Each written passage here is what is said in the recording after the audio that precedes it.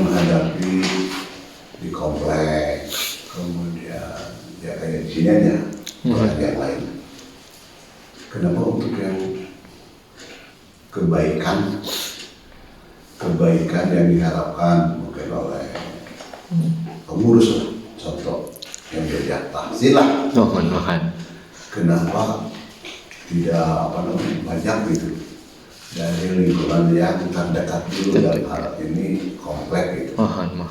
Ya walaupun kita berdasarkan pengalaman hidup ya, Persen juga diterangkan mengenai renungan dunia dan akhirat dan sebagainya. Sampai saya berpikir nih secara manusiawi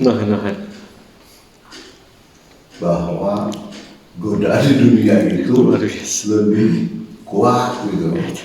Dalam arti bukan tanda kutip ya, bisa dikatakan togut atau setan atau iblis dan sebagainya. Sebagai Pak Ustadz nih, apakah perkataan saya itu ada tepatnya atau salah atau bagaimana? Karena dipikir-pikir, katakanlah yang benar 2, tapi godaannya mungkin ada 100 yang tidak kelihatan, Pak. Tidak koream, tidak malas, tidak komodit kebaikan, Laras. Apakah begitu atau tidak, Pak? Secara ini kembali ke historis gimana permintaan iblis dulu ya, ketika diizinkan oleh Allah gitu ya, saya akan menggoda manusia. Itu kan kata Allah silahkan gitu kan, mengizinkan dalam arti mengizinkan tanda kutip.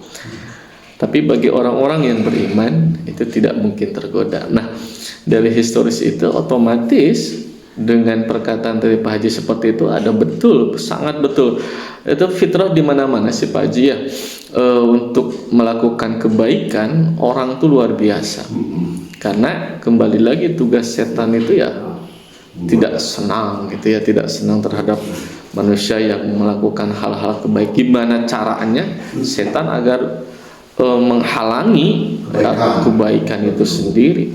Tetapi sebaliknya kalau misalkan untuk hal-hal yang tidak baik malah didorong oleh setan, dibukakan jalannya. Itu sudah fitrah Pak Haji, udah fitrah. Makanya kan kita harus betul-betul selalu membentengi keimanan kita gitu Pak Haji. Sekarang sudah ada berbagai pelosok ya. Sudut. Ya artinya kena daya emang goib ya. Setan iblis dan sebagainya. Tapi kalau orang yang mengerti mah bahwa ya manusia juga mungkin bisa sifat-sifat setan ada kan? Ada. Ya contoh lah misalkan sekarang HP lah. Ya, HP lah atau TV lah. Iklan iklan apa-apanya. Ya mungkin orang kafir itu ya Pak.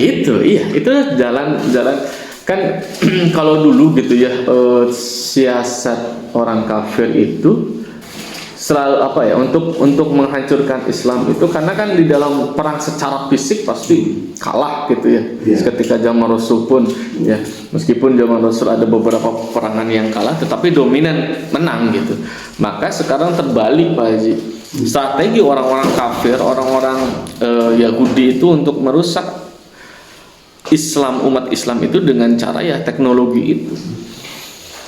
Tidak lagi dengan secara fisik, karena mereka pasti akan takut gitu, takut mengalami kekalahan. Tetapi sekarang bagaimana nih untuk menghancurkan Islam itu dengan cara lembut, mengikuti alur kebudayaan itu sendiri gitu.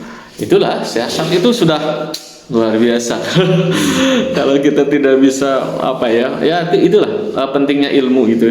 Belajar terus untuk untuk membentengi, tidak lain untuk membentengi diri kita, keimanan kita kepada Allah gitu. Karena kalau nggak gitu, aduh subhanallah lah. Innalillahi.